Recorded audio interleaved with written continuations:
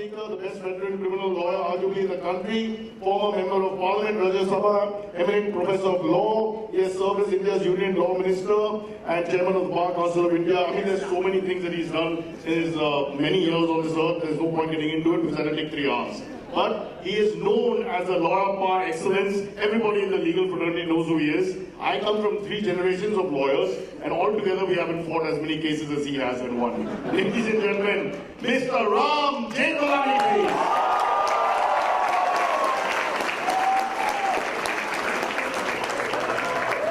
Always a young lady to help you off the stage.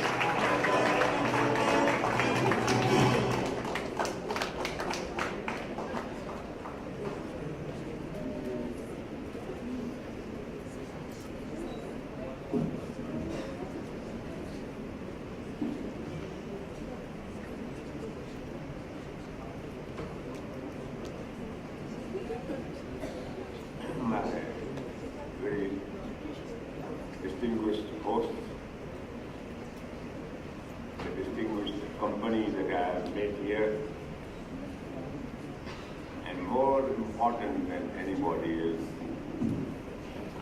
my young friends.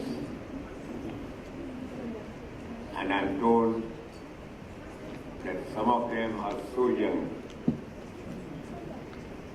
that I wish to tell them in particular that if I am alive today, I am alive because of the love and affection of the young.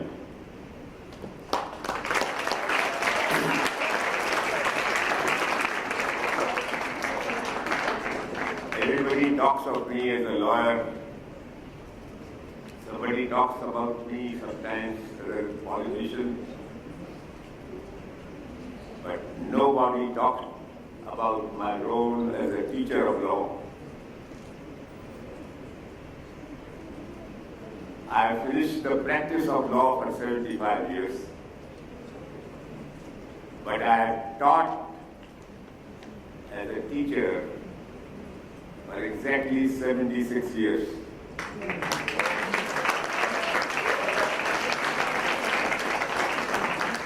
Proud of that achievement, much more than any achievement that I can claim either as a lawyer or as a politician. But I must tell you that when I was told that this is some kind of a United Nations of young people, I thought that you will be interested in questions of international law, that you will be interested in questions which today agitate the nation. But up to the last minute of my leaving home for coming here, I received no communication of any kind telling me what are the subjects on which you want me to speak. I therefore used my own imagination that probably you are inviting me as some kind of a lawyer and a politician combined. And let me select some subject which I thought will be of great interest to you, but more than interest to you, it is of great interest to me and my evolution. I wish to talk to you about the polity which we call India, a polity which is governed by a written constitution which was drafted by the best intellects of this country, and a constitution which has unfortunately been badly let down by those whom we have put in positions of power. First of all, we had decided that if India is to prosper, we will have to put religion in its proper place. After all, India's independence was postponed as a result of religious differences in this country. And finally, we had to pay the heaviest price, and the heaviest price was the partition of India on religious lines, because our politicians could not pull together in a united India and keep religion in the background. That was a great, great disappointment. But my friends, I wish to tell you something about my younger days, when India was still a united India, though it was an India under the suzerainty of the British Crown. I was born in a small place in the province of Sindh in Pakistan, and I must tell you that when I was young,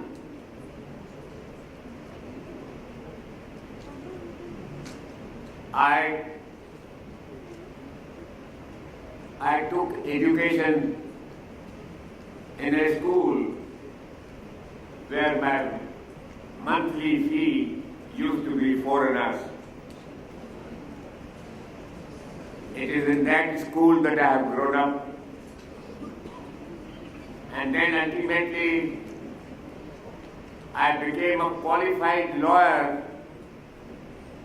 when I was just at the age of 17.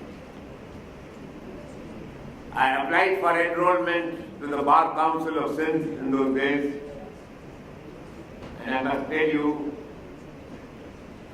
that Sindh was a separate province, true, but we were all parts of the Bombay University so far as education is concerned. I had done my LLB from the University of Bombay, and I'm not boasting, but in my LLB examination, I had a first class first in the Bombay University examination of that year. When I applied for enrollment, I was suddenly shocked when they told me that I cannot be enrolled because we don't enroll a lawyer as a lawyer until he completes the age of 21. It was the greatest shock of my life, and I really didn't know what to do. But I sat and cogitated a lot about it.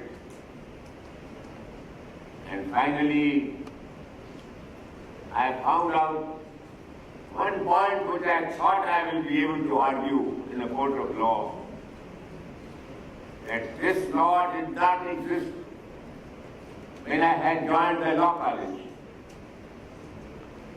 When I joined the law college, there was no rule which says that you cannot become a lawyer at the age of 17, when I had qualified at 17. And therefore, I went and complained to the Chief Justice of Sindh in open court. And I said, my Lord,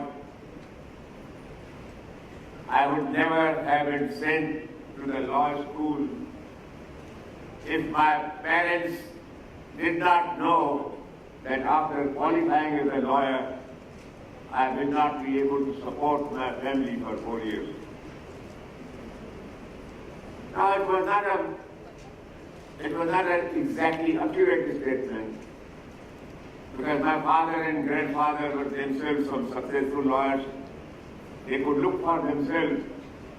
But this was a theoretical argument I made to the Chief Justice, that my parents would not have ventured to send me there. They said, you can't do anything for them for 4 years. I went and argued this matter personally before the Chief Justice of Sindh, Sir Godfrey Davis, the Chief Justice. And when I mentioned it to him, he said, young man, I am going to adjourn your matter for a while. Let me talk to the Bar Council of this country, of this province, and see what I can do. I will send you word when I want to call you. He did some magic. He persuaded the Bar Council of Sindh to amend the law, and only that amendment provided that in suitable cases the Bar Council will exempt a candidate from the requirement of age of 21. Then he called me and said, young man, now you put in your application. I put in my application, of course, but they still found a way out of, they didn't want to put an end to my troubles. They wanted to continue my troubles. They said, all right, we know that you are 17 and you have had a first class first in the LLB examination, but we will not enroll you because you are a minor up to the age of 18. So I told them, sir, I accept your objection. Please pass a resolution that when I become 18, you will enroll me. What they did, and believe you me, I did become a full-fledged lawyer at the age of 18. And ever since then, I practiced law, but I practiced law in the company of a great Muslim. There was a young, and I call him young in comparative terms, but he was also a lawyer who was about 7 years older than me. But he came from a very poor family, and he could not practice law because he could not venture to take the risk of becoming a lawyer. He badly needed his monthly income. He was a teacher in a madrasa. Well, I used to attend to his lectures in the Theosophical Society. He was a great scholar. He had an MA, and he was a great student as well. But he could not join the legal profession, though he was a qualified lawyer, because of his poverty. And he didn't want to take the risk.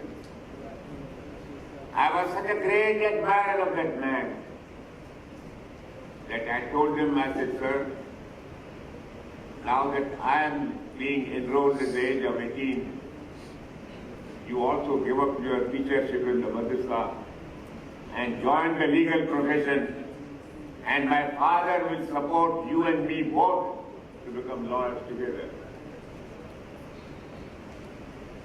He carried out this plan, and we started a firm called Brohi and Company because Brohi was my senior lawyer and I was the junior lawyer. But I must tell you that Mr. Brohi was a fantastic Muslim. He was a master, he was an MA in philosophy.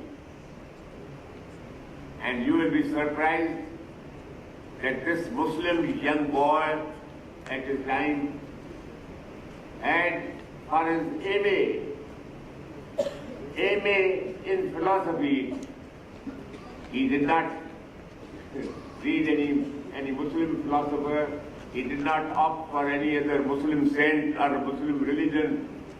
He opted for Buddha and Kant as his two special subjects of study, and he too had a first class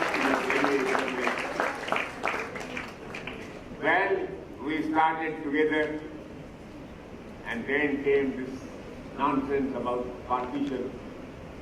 That was the year 1947 when we started practice together. But we did not know that this tragedy is waiting for us. Well, I must tell you that I learned a good deal in his company, and he likewise learned things from me too. And finally, when India came to be divided, I had decided to leave India, leave Pakistan, and go to Bombay. But my friends, Mr. Purohit would not allow me to leave. And he said, please, for God's sake, try and stay here. This storm will subside. Because be sure that since at least nobody is going to touch you. They did not touch me. They loved me. And my friends, it was a time when I was so much loved by my Muslim friends there that they came and said that please do not leave this. This storm will come to an end and you will be very happy here. I tried for a year. But my friends, the Muslims of Sindh were Sufis. They were extremely good to me. They loved me. But people came from outside Sindh with intiqam, revenge. And then it became a very ticklish matter for me to decide whether I can bear the wrath of these newcomers. I finally left and started life in Bombay. And because all the Hindu lawyers left Sindh, the practice of my friend Purohit rose up by leaps and bounds. And while I was in Bombay, my friend used to telephone to me, he said, Mr. Ram, whatever I earned here is yours. Please tell me what you want. And I would tell him, Purohit Bhaiya, I want nothing from you because I am trying my manhood here, and one day if I need money, I will certainly call upon you. I never asked for money, but we Sindhis always lived beyond our means. One day I decided to buy a car in Bombay, and the Muslim guy who wanted to sell that car wanted money in Pakistan because he wanted to go to Pakistan. So I telephoned to my friend Purohit. I said, listen, I bought a car finally and pay for this car, which he did. And that is how our friendship continued. Purohit became the High Commissioner for Pakistan in New Delhi. And he started his life as a High Commissioner at 8 Tilak Road in New Delhi. And I used to come from Bombay and practice in the Supreme Court. But my friends, whenever I came to Delhi, he would not allow me to stay in a hotel. I used to stay in the Pakistan House. We had a glorious time, but we grew up as good citizens of ancient India and had embodied from each other his love of philosophy and my love of law together put us in a very high pedestal in India too.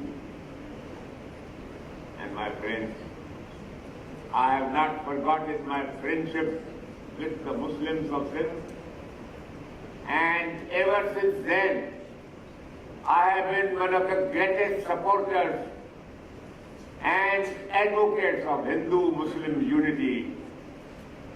And whenever I found that the talk of partition was being repeated and hatred of politicians, of the politicians who were part of this partition progress of problem, I used to feel so sorry. And my dear friends, ultimately, today it is one of my great pleasures that I go around the country, go to the young people of this country and talk to them about the secularism of India, of which we all should be proud.